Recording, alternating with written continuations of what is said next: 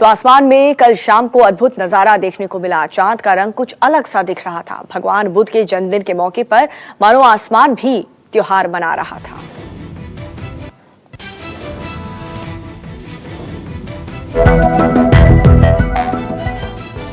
इस साल के आखिरी सुपरमून का नजारा दुनिया के कई देशों में देखने को मिला। ये बेहद ही खूबसूरत नजारा 7 मई की शाम को देखा गया। इस वक्त आसमान ऐसा लग रहा था कि मानो इसे इस वक्त एक बड़ी बिंदी लगा दी गई हो। इस वक्त चांद बहुत खूबसूरत नजर आ रहा था, इसलिए इसे सुपरमून फ्लावर भी कहते हैं। दिल्ली में भी लोगों ने सुपरमून का दीदार किया। देखिए कैसे इंडिया गेट के पास सुपरमून एकदम साफ नजर आ रहा था। बुद्ध पूर्णिमा देश में भगवान बुद्ध के जन्मदिन के तौर पर मनाई जाती है। पूरी दुनिया के लोगों ने इस फुल मून को अपनी आंखों से देखा। अमेरिका, जापान, जर्मनी, रूस के साथ ही कई देशों में फ्लावर मून का अद्भुत नजारा देखने को मिला। इस दिन चांद एक अलग रंग में नजर आता है जो मनमोहक प्रतीत होता है। इसे फ्लावर मून इसलिए भी कहते हैं क्योंकि इसमें मौसम के अधिकतर फूल खिलते हैं। बता दें कि सुपरमून आकाश में तब दिखाई देता है जब पूर्णिमा या अमावस की रात होती है। भारतीय ज्योतिषों के अनुसार ये बुद्ध पूर्णिमा के साथ मेल खाता है, जिसे भगवान बुद्ध के जन्मदिन के रूप में भी मनाया जाता है। पाकिस्तान की ओर से भारत पर टिड्डी स्ट्राइक किया गया है और इसके लिए इमरान की पिद्दी फौज हिंदुस्तान में घुस आए और राजस्थान के किसानों पर हमला भी शुरू हो चुका है। पूरी रिपोर्ट देखिए।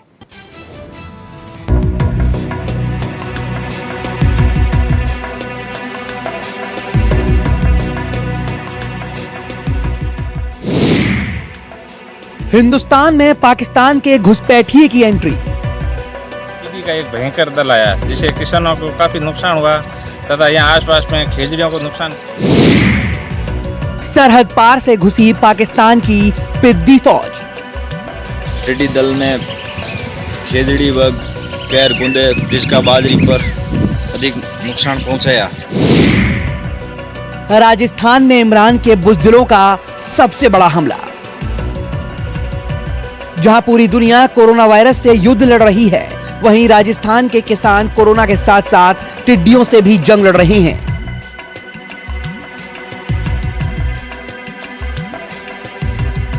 ये तस्वीर जिसने भी देखी वो हैरान रह गया। खेतों में उमड़ी इस आफत को देखकर हिंदुस्तान के सरहदी इलाकों में कोहराम मच गया।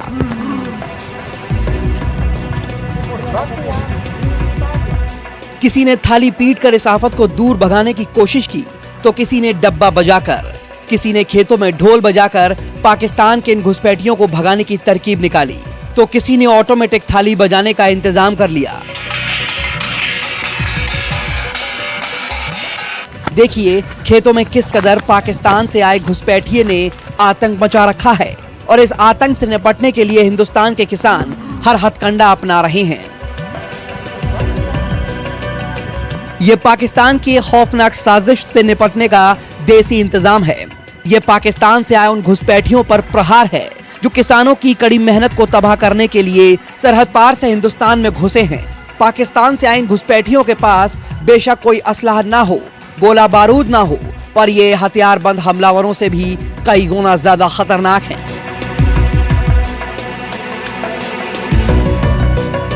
ये इंसानों पर तो सीधा हमला नहीं करते, पर उनके जीने खाने का सामान चुटकियों में चट कर जाते हैं। चिरमंडी में दोपहर में टिड्डी का एक भयंकर दल आया जिससे किसानों को काफी नुकसान हुआ तथा यहाँ आसपास में खेजड़ियों को नुकसान किया। मारवाड़ में सांगरी की एक प्रसिद्ध सब्जी है, उसके सांगरियों को बहुत नुकसान पहुंचाया टिड्डी ने, जिससे लोगों को बहुत नुकसान हुआ है। ये टिड्डी दल राजस्थान के जैसलमेर सीमा से होते हुए सेतरावा के गांव तक पहुंचकर किसानों की फसल चट कर रहा है। जहां लॉकडाउन में किसान पहले से ही बर्बादी की राह पर आगे बढ़ रहा है, वही बची कुची फसल टिड्डी गैंग बर्बाद कर देगी। अब ऐसे में राजस्थान के किसानों को एक बार फिर से खामियाजा भुगतना पड़ेगा।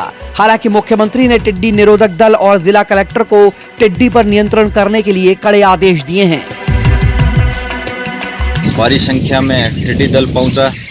टिड्डी दल ने खेजड़ी व कैर गुंदे जिसका बाजरी पर अधिक नुकसान पहुंचाया। किसान एक तरफ कोरोना महामारी से जूझ रहे हैं और ये टिड्डियां किसानों के लिए बड़ी आफत बनकर आ रही है। अभी बुआई शुरू हो रही है और किसान अधिक चिंतित हैं टिड्डियों से। पाकिस्तान से आए टिड्डियों का ये दल हिंदुस्तान में अब तक सैकड़ों एकड़ फसल बर्बाद कर चुका है। ऐसे में अगर अब भी जल्द इन टिड्डियों से नहीं निपटा गया तो ये हजारों एकड़ में लगी फसल और फल की खेती को भारी नुकसान पहुंचा सकते हैं, क्योंकि करोड़ों की टिड्डियों का ये दल कुछ ही दिनों में पूरी फसल चट कर सकता है। और जम्मू कश्मीर में कोरोना भी आतंक फैला रहा है। यहाँ पर लगातार मामले बढ़ रहे हैं। राज्य में कोरोना मरीजों की जो संख्या है वो 775 तक पहुंच गई, जिसमें अगर जम्मू डिवीजन की बात करें तो यहाँ पर 65 कोरोना के मरीज हैं, जिसको लेकर के प्रशासन अलर्ट पर है। जम्मू कश्मीर में कोरोना वायरस संक्रमित मरीजों की तादाद में लगातार इजाफा हो रहा है। जम्मू कश्मीर में ये आंकड़ा 750 को पार कर गया है। लगातार पुलिस और प्रशासन पूरी तरह से सतर्क है और लगातार लोगों से ये कहा जा रहा है कि आप लोग बिना मतलब के अपने घरों के बाहर नहीं निकलिए और पुलिस की ओर से बाकायदा सड़कों पर जो नाके लगाए गए हैं इस बात को सुनिश्चित किया जा रहा है कि कोई भी व्यक्ति अनावश्यक तौर पर अपने घरों से बाहर ना निकले। बाकायदा अगर इन्हें लगता है कि कोई लॉकडाउन का वायलेट कर रहा है, कोई वायलेटर अगर इन्हें लगता है तो उसके खिलाफ सख्त जो है वो कानूनी कार्रवाई की जाती है। और ये देखिए यहाँ पर आपको जम्मू कश्मीर पुलिस के जवान दिखेंगे, सामने आपको अर्धसैनिक बलों के जवान दिखेंगे जो कि तमाम चौक चौराहों पर मौजूद हैं ताकि लोग लॉकडाउन का सख्ती से पालन करें। और मकसद इन सब का यही है कि लोगों को कोरोना वायरस के कहर से बचाया जा सके। जम्मू कश्मीर की बात की जाए 3 जोन में फिलहाल बांटा गया है, जिसमें रेड, ऑरेंज और ग्रीन जोन है। कश्मीर की बात की जाए कश्मीर के 10 जिलों को, कश्मीर यानी कि पूरे कश्मीर डिवीजन को ही रेड जोन में रखा गया है और जम्मू के 10 जिलों में से 3 जिले जम्मू, सांबा, कठुआ को रेड जोन में रखा गया है। वहीं डोडा, पुंछ और किश्तवाड़ को फिलहाल ग्रीन जोन में रखा गया है और राजौरी और उधमपुर, रियासी, रामबन जो है इसको ऑरेंज जोन में रखा गया है।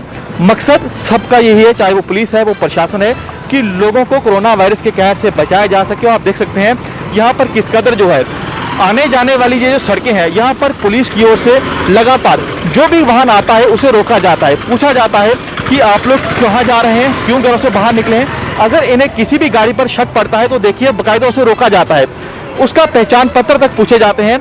जिसके पास वैलिड मूवमेंट पास है उन्हीं को आगे जाने की इजाजत है, जिसके पास वैलिड मूवमेंट पास नहीं है किसी भी व्यक्ति को आने जाने की अनुमति नहीं है। मकसद यही है पुलिस और प्रशासन का कि लोगों को कोरोना वायरस जैसी महामारी से, इस जैसे घातक जो बीमारी है इससे बचाया जा सके। कैमरामैन तनवीर के साथ पंकज शर्मा, न्यूज़ 24 जम्मू।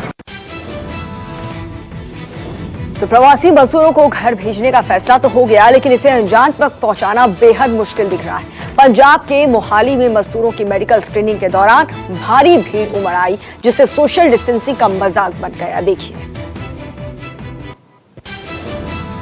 मास्क पहने, जिसके पास मास्क नहीं रुमाल पहने, कृपया रुमाल पहने, एक दूसरे से दूरी बना के रखें। स्टेडियम में हुई प्रवासी मजदूरों की मेडिकल स्क्रीनिंग, सोशल डिस्टेंसिंग की उड़ी धज्जियां। तस्वीरें पंजाब के मोहाली की हैं, जहां प्रवासी मजदूरों को घर भेजने के पहले उनकी मेडिकल स्क्रीनिंग की गई, लेकिन मजदूरों की तादाद इतनी ज्यादा हो गई कि सोशल डिस्टेंसिंग के नियम बेईमानी बन गए। दरअसल मोहाली स्पोर्ट्स स्टेडियम में प्रवासी मजदूरों की मेडिकल स्क्रीनिंग करने के लिए टेम्परेरी कैंप बनाया गया था, ताकि जिस किसी मजदूर को उनके गृह राज्य भेजना हो उनकी स्क्रीनिंग करवा कर उन्हें स्लिप दे दिया जाए। घर जाने की चाहत रखने वाले प्रवासी मजदूरों के लिए इस स्लिप को अनिवार्य कर दिया गया, लेकिन स्टेडियम में मेडिकल करवाने के लिए प्रवासी मजदूरों का तांता लग गया और इस अफरा तफरी में तमाम लोग सोशल डिस्टेंसिंग का पालन करना भी भूल गए।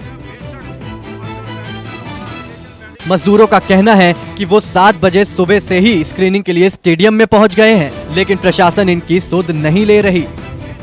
हम बेटिया जिले जाना चाहते हैं, आ रहा है पास वाला तो इतने कस का मारे जान पर मेरा जान फूल गया है, जाने चलने में दिक्कत हो रहा है। पुलिस वाला बहुत यहाँ पे। लेकिन आप सोशल डिस्टेंस क्यों नहीं रखते? सोशल डिस्टेंस हम लोग रखे हैं, लाइन पे 1 मीटर का दूरी बना के रखे थे, तब आके लगे मारे हम लोग। स्क्रीनिंग सेंटर के अंदर भी तमाम लोग एक दूसरे के काफी नजदीक दिखाई दिए, तो वहीं कई चप्पलें भी इधर उधर बिखरी दिखी। तो शहरों में फंसे प्रवासियों को उनके गांव ले जाने के लिए चलाई जा रही श्रमिक एक्सप्रेस की दिल्ली से पहली ट्रेन नई दिल्ली रेलवे स्टेशन से मध्य प्रदेश के ललितपुर के लिए जा रही है।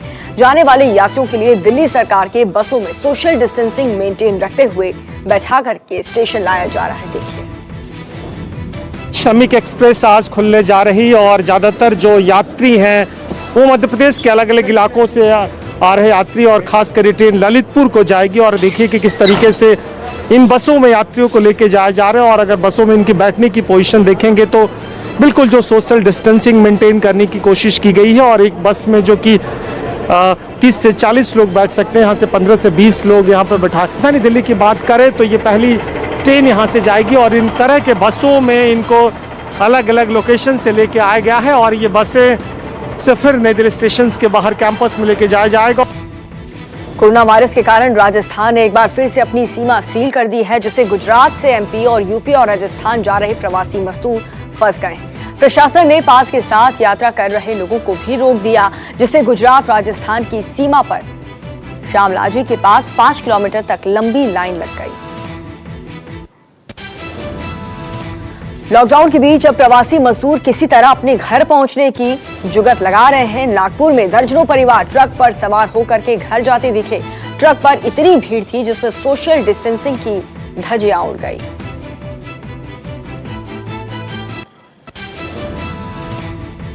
तमिलनाडु में शराब की दुकानें खुलने से पहले ही कई किलोमीटर तक लंबी लाइन लग गई। लोग अपनी बारी के इंतजार में सुबह से ही कतारों में खड़े रहे।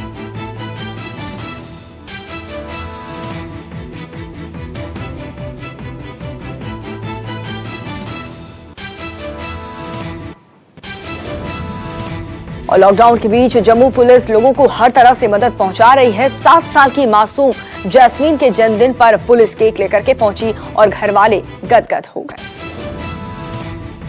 इस दिन रात एक किए हुए हैं ताकि जरूरतमंदों के लिए हर संभव मदद जो है वो उन्हें पहुंचाई जा सके और लोगों को कोरोना वायरस के कहर से बचाया जा सके।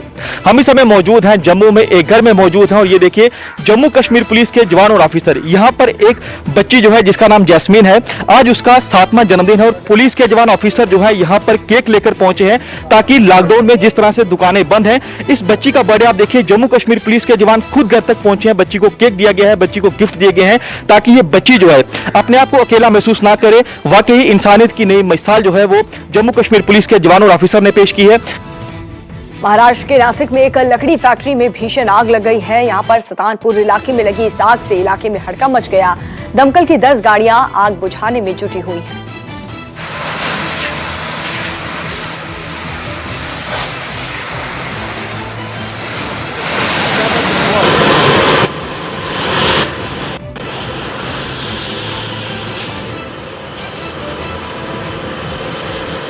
और चलिए अब बात महाराष्ट्र के औरंगाबाद से इस वक्त की बड़ी खबर की। मालगाड़ी की चपेट में आने से 14 मजदूरों की मौत हो गई है और 5 लोग गंभीर रूप से घायल हुए हैं। ये सभी मजदूर एक स्टील फैक्ट्री में काम करते थे।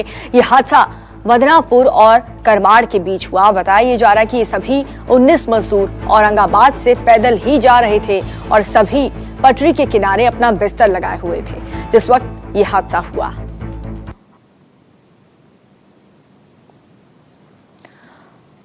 तो ये महाराष्ट्र के औरंगाबाद की आप तस्वीर देख रहे हैं जहां पर 1 या 2 नहीं बल्कि 14 मजदूर ट्रेन की चपेट में आ गए और उनकी मौत हो गई है। हालांकि 5 मजदूर गंभीर रूप से घायल भी हुए हैं जिन्हें अस्पताल में भर्ती करा दिया गया है।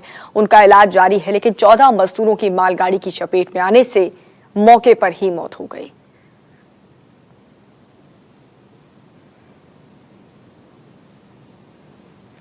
तो ये सभी मजदूर महाराष्ट्र के औरंगाबाद से पैदल ही अपने घर के लिए रवाना हो रहे थे और जिस वक्त ये आराम कर रहे थे वहां पर मालगाड़ी की चपेट में आने से उनकी मौत हो गई।